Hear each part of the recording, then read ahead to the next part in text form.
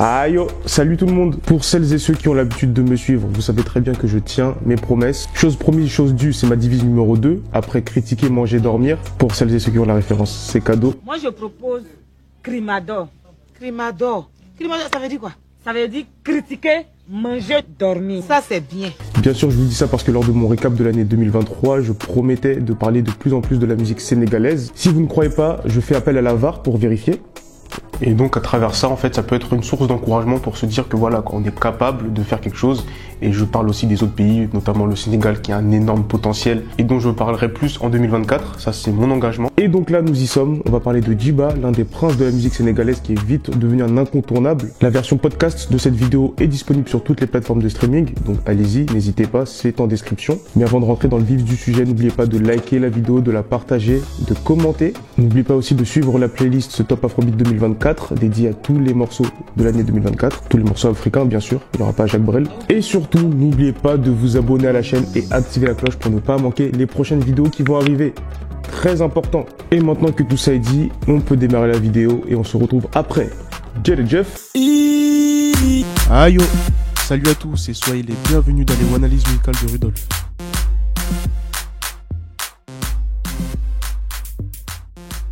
Djiba s'est naturellement inspiré de son nom à l'état civil qui est Djibiba pour choisir son nom d'artiste. Il est né à Thiès, l'une des plus grandes villes du Sénégal, située à environ 70 km de Dakar, la capitale. Figurez-vous qu'en bientôt 4 ans d'émission, c'est la toute première fois que je ne trouve pas la date de naissance d'un artiste. Donc au moment où j'enregistre, je ne connais pas son âge. Donc Djiba, si tu nous écoutes, bon déjà merci beaucoup, donne-la ce fort, partage l'épisode, et puis surtout déclare-toi frérot. Blague à part, on a au moins quelques informations sur sa jeunesse, qui n'a pas été évidente. Enfant turbulent, ses parents l'envoient à l'âge de 10 ans chez un oncle, à Kolda, donc loin de son Thiès natal, au sud du pays, proche de la frontière de la Guinée-Bissau. Le but étant de l'éloigner des mauvaises fréquentations. Il est par la suite envoyé dans un campement proche de chez lui, à Tiadiaï, dans la région de Thiès, avant de retrouver sa ville natale. Durant ses études, il tente de s'en sortir en travaillant à côté, en tant que charretier. Et lorsqu'il n'avait plus d'argent, il, je cite, volait du pain pour manger.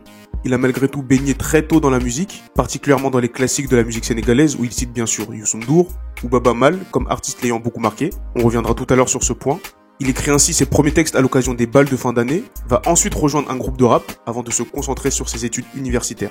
En 2017, il lance véritablement sa carrière musicale en solo. En septembre, il sort ses 3 premiers singles officiels en même temps et c'est Sobayewul qui va connaître le meilleur accueil, morceau qu'il clippera en 2019, soit 2 ans plus tard, et qui sera sa première vidéo officielle.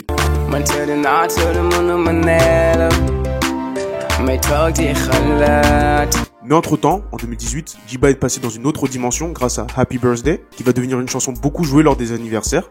En 2020, il passe encore un autre cap avec Djarabi, qui cumule au moment où j'enregistre presque 17 millions de vues sur YouTube.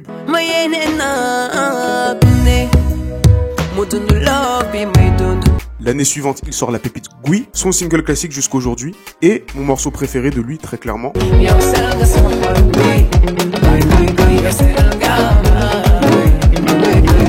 2022 va lui permettre d'asseoir encore un peu plus son son, sa couleur musicale, notamment avec La Moussaf, qui sera le hit de son premier album Aladji, sorti le 16 décembre.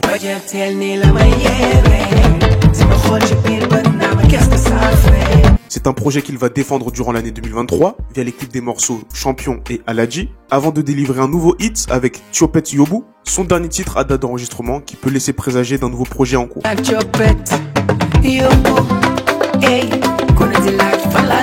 Grâce aux extraits présentés notamment, et je n'ai même pas parlé de toutes les collaborations de très haut niveau, Djiba a acquis comme surnom le roi des hits. Ce qui me pousse à en venir au fait et à m'emmener vers la question suivante, pourquoi un tel succès ?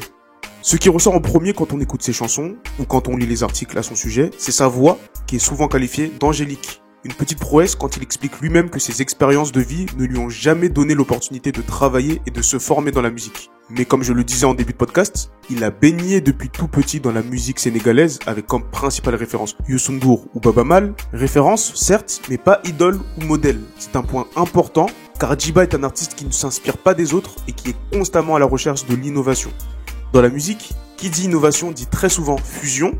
C'est le cas pour Djiba qui est à la croisée des chemins entre le ballard sénégalais traditionnel, l'afro-trap, le R&B, la pop, l'afro-pop, bref, un univers assez large, éclectique et super plaisant à l'oreille, qu'il a regroupé dans un mouvement dont il s'estime le précurseur, comme il le mentionne en description de son tube La Moussaf. Ce courant musical, c'est l'afro-ballard.